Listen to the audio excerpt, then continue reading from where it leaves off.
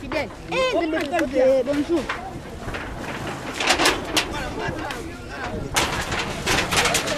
Bonjour. Ici, nous sommes dans le quartier Banzalemba sur l'avenue Limité. Quelles sont les conséquences que vous avez constatées après cette pluie? Oui, la conséquence est tellement catastrophique parce qu'il y a eu pluie la nuit d'aujourd'hui et la pluie a créé d'énormes dégâts où il y a eu pas moins de 7 maisons englouties par les eaux de pluie. Et l'origine de cette conséquence, c'est dû à une entreprise égyptienne qui est en train de construire la route de Moamba vers Kisenso. Cette entreprise a dirigenté toutes les eaux de pluie vers les bassins de rétention de Moamba sans prévenir les conséquences. Et par conséquent, les eaux ont débordé et a sauté des murs et des caniveaux jusqu'à venir emporter et détruire l'ensemble des quartiers. Si vous voyez aujourd'hui, il y a eu pas moins de 15 à 60 ménages qui se sont déplacés à cause de la pluie. Et la pluie a détruit de nombreuses maisons. Vous voyez derrière moi, il y avait un hôtel, il y avait des maisons, mais aujourd'hui, ces gens-là sont sans abri. Et je demande aux autorités de venir vraiment regarder la situation de Banzalemba, parce que trop c'est trop. La vie est sacrée et l'État a comme obligation de protéger la population et leurs biens. Quand nous voyons la situation comme ça, en train de se détériorer, on se demande où est l'État pour le moment. Parce que quand je regarde les nombreuses familles, les enfants ici de ces différentes familles deviendront qui demain et deviendront des chègues et nous aurons les conséquences des mariages précoces. Parce que l'État ne saura pas contrôler les enfants qui commenceront à passer une nuit à la belle étoile. Et il y aura aussi des chègues parce que les enfants de ces maisons n'auront pas l'endroit pour se mettre ou pour coucher. C'est ça aussi le problème. Alors je demanderai à l'État de venir voir la situation de près et de trouver la solution. Si ça continue comme ça, nous risquons d'avoir toute l'avenir, tous les quartiers engloutis par les eaux de pluie. Et quand vous regardez Trinité, c'est toujours les mêmes conséquences des eaux de pluie, des bassins de rétention, des hommes 30. C'est ça un peu le vrai problème des milliers ici. Donc l'État doit tout faire pour venir vraiment trouver la solution dans l'immédiat.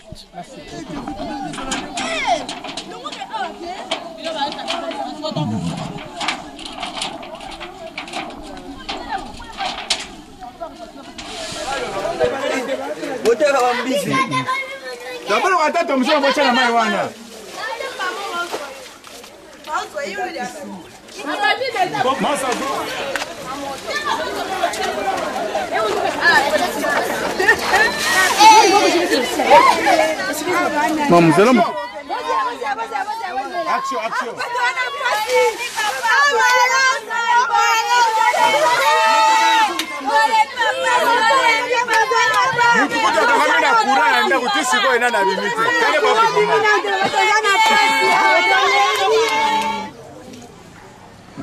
So kichikina na duboa kukuna. Bitongo tongo saba nsuli kukuna nsuli kukuna saba mape. Pourquoi qu'il ne peut limiter non? Limiter kuna c'est chez nous. Bonjour, c'est excellence. Excellence côté de Banzalemba, c'est très grave encore là-bas. Ah, je commande.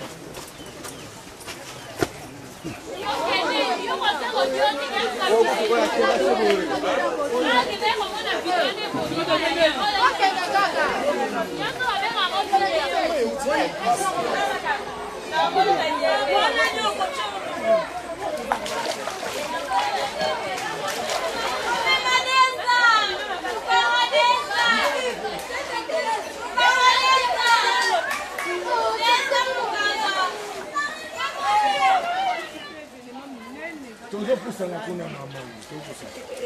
Gouverneur, vous quittez ça.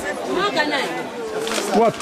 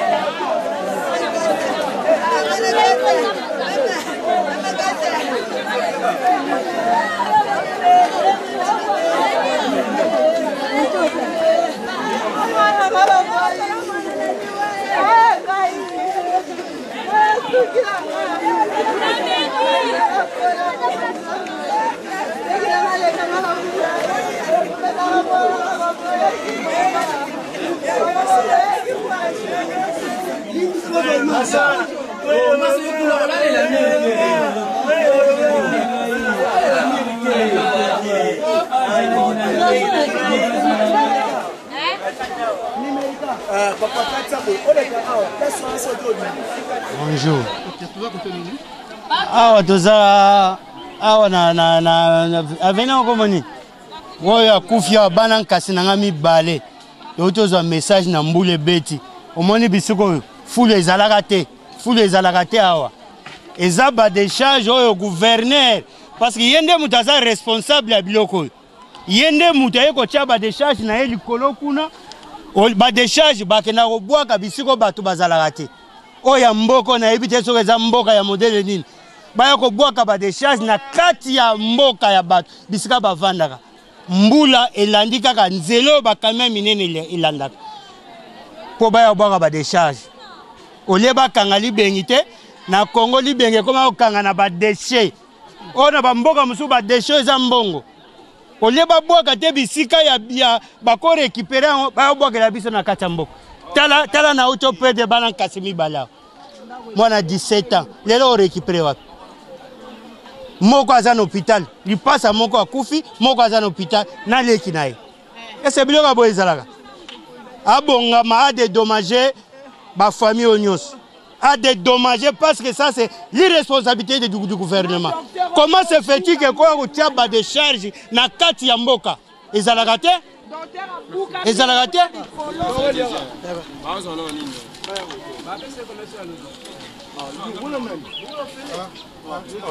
Bonjour. Awa toza na vallée oyo ko séparer Mbanzalemba na gauche et Livulu à droite. Soyi toza luka diamate. Mais tozo luka bakor. Nakanisi vous avez fait le tour de part et d'autre moni batna ba pas en train de creuser. Excepté les corps qui sont à disparition, vous avez vu les corps sans vie que nous avons pu retrouver. Au total 5. Excepté ça, nous avons des victimes qui sont maintenant acheminées aux cliniques universitaires. Non, ces quartiers existent depuis les années 90, s'il vous plaît. On n'a jamais connu une telle situation. Mais aujourd'hui, qu'est-ce qui s'est passé au juste? Si vous voyez derrière vous là-bas, nous avons le collège Elim au centre. Et avec l'opération Kinubopeto, nous avons vu les bennes de l'hôtel de ville. Et au premier vue, tout ce là qui. Parce que les bengiwana et kangamaki. Mais tozanga biloko kaka ya mike moi technicité ya muke na moi mayele muke zangaki. Ba ben tango zoko le kapwe e boaka banini wana ezo créer ba terrasser na passage ya barunango. On aurait pu ko barricader mai na trace ya ba ben wana po mai wana etondaka nango ka ndenge etondaka parce que mai etondaka déjà. L'autre fois on avait vu les agents de l'OVD bayaki basalaki étude bakitaki tikoto bon, avec toute intelligence, balobaki na biso boye. Moyen basa la terrasse pour babwaka mai kotoyo ezate. Pour nanini soki batindi mai kotoyo, ça va causer des dégâts. Et sur ce, bah jija qui bon l'intelligence parce que je suis pas du domaine. Bah jija qui bon basa la terrasse on a bâti dans vers terrain et limo centre. Vers terrain et limo centre kuna ba. To suka ki wana banda bakendaki. Oyo eza résultat ya mbula mokote. Il y a eu succession de pluies. Il y a eu succession de pluies. Si on peut dénombrer même 4 ou quelque chose comme ça. À chaque fois mbula soke noka e banda iko buka. Mais ya kosala dégâts buki pende lekisi mai. Mais au lieu to yat na biso nini to sangana to ye bandeni yako stopper na mai wana etonda kana ndenge etonda kana sima collège wana rien. Voilà, 4 pluies landani. Voici les résultats. Bato ba kufi oyo décharge wana ndeo muto ekiti nakanti oyo bozo mona yango. Ce terrain ezalaka en terre jaune, c'est en terre jaune. Voilà, quand il fait très chaud na biso kuna likolo, lokola pe mai ebimarate, on vient se ressourcer ici. S'approvisionner en eau ici. Mais je ne peux pas dire que c'est une eau potable, non. Les amants, ils peuvent sauver la vaisselle, nanine. Puis ça, tous les coloboy. Ou ils ont valé. Nettoyé. Bon. Si je suis là, parce que parmi les victimes, il y a aussi mon neveu qui est disparu. Il a 2 ans. Excepté lui, de l'autre côté, on cherche quelqu'un qui a 19 ans. Ce sont les disparus. Et nous avons vu curieusement... les fameux gouverneurs. Bon. Les vice-gouverneurs, y compris les bourgmestres de la commune de Lemba, que j'avais même informé la nuit. Je lui ai dit, je leur ai dit, pardon, il y a une cadavre ici qu'on ne sait pas retrouver. Parce que vous voyez, nous, on est en train de chercher avec nos moyens artisanaux. Je croyais qu'ils auraient pu nous envoyer un renfort en termes de personnel pour qu'on vienne chercher ensemble, malheureusement. Voilà. Je vous en prie. Bonjour. Oui, moi c'est Daniel Ndombolo. Naza parmi les habitants du quartier Livulu. Toye koluka bato bakufia. Malheureusement, tout le monde est fameux vice-gouverneur. Na beaucoup mais so banoma ya konomé awa pa ngobele okutazana puissance wana ya konomé beaucoup mais c'était mais banoma ye baeti awa baye babaluki bazongi ata eloko moko bayeli biso ekoko sa ezate bazongi na bango to ebita ye osala nini d'ailleurs photo beta ye kudine to monaki awa nyonso to tozo vivre awa eza faute ya bango na ba election nenga bayiba ba election na bango na makamana na bango buzo basala na mboka oyo ba résultat ya ba bloko basala yango oyo ezo continuer na mboka oyo ngobila koto yo zali to yebi yote na mboka oyo chaque fois soki likambo eza yo mona na kate to ko mona na ko mbungu soki mbungu ona yebite soki azanani aye awa baluki azongi ngobila amona nite oyo pe wana pese lilingi ya pamba pe amona na kapete apparemment tous on a besoin de laisser tous on a autorité na mboka oyo donc tous on continue toujours à souffrir maye za la raté mais rozo par-ci par-là courant nenga moko mais ceux qui ba yoki élection bango wana mungu ba ko voter sous awa tous abandonné totalement tous on a besoin na bango baya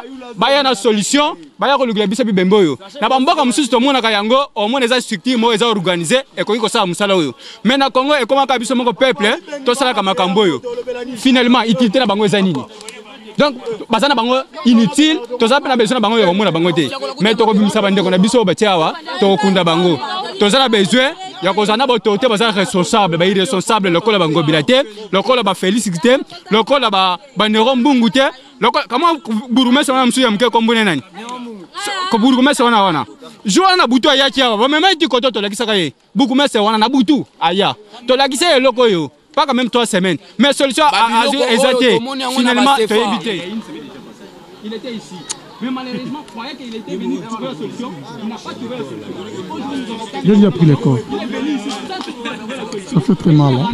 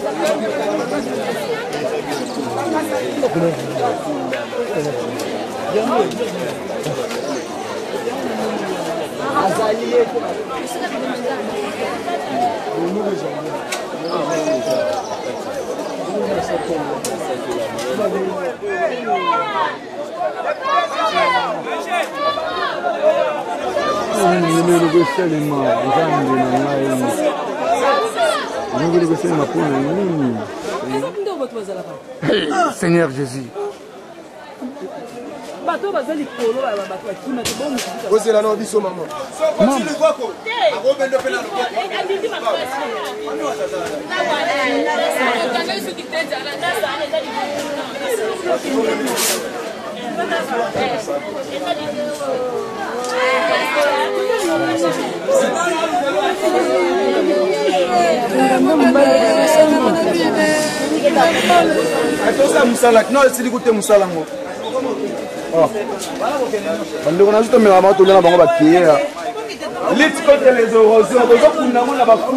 Je réponds au nom, bonjour. Je réponds au nom de Didier Ntamboué. Bon, c'est ma famille, hein? La famille habite le quartier. Et moi j'habite Mbanzalemba, un peu là au-dessus. Donc je suis venu juste vivre l'événement de ma famille. Donc la personne, c'est quelqu'un qui habite avec ma famille ensemble. Donc c'est le père des enfants avec la famille. La femme est aussi victime. Elle a eu choc au niveau juste de la hanche ici. On l'a entraîné à l'hôpital par les jeunes du quartier. Et papa est décédé. Et l'enfant aussi est décédé. Il y a un autre enfant qui est aussi décédé, qu'on est en train juste de chercher là où on peut trouver les corps. Donc on peut enregistrer d'une manière générale. Il y a maintenant 6 morts sur l'événement de la pluie. Oui, il y a 6 disparus, disons. 6 disparus. Et il y a d'autres dégâts. Il y a des dégâts matériels et puis le perte humaine. Donc voilà un peu. C'est que nous pouvons demander au gouvernement. Voyez l'environnement un peu. Je crois bien que vous avez regardé hein, comment il y a des nappes d'eau, ainsi de suite. Ça, c'est la responsabilité du gouvernement. Les Bokoumès nous voient quand même. Ce sont des cris d'alarme que nous sommes en train de faire. De peur que le gouvernement fasse le nécessaire pour la famille. Parce que ça ne va pas comme ça. Donc une simple pluie, mais ça a créé beaucoup de dégâts. Donc ça nécessite vraiment l'intervention du gouvernement le plus vite possible. Et pour la population d'une manière un peu générale. Je vous en prie.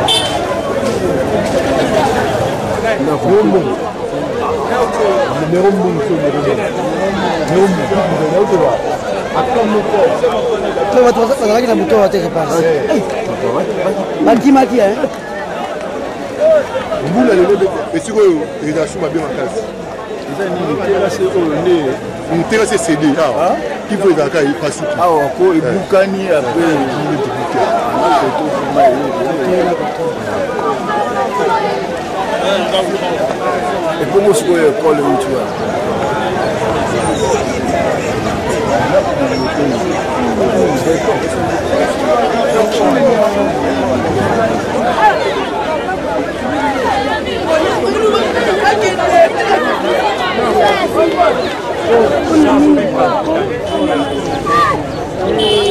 Amen.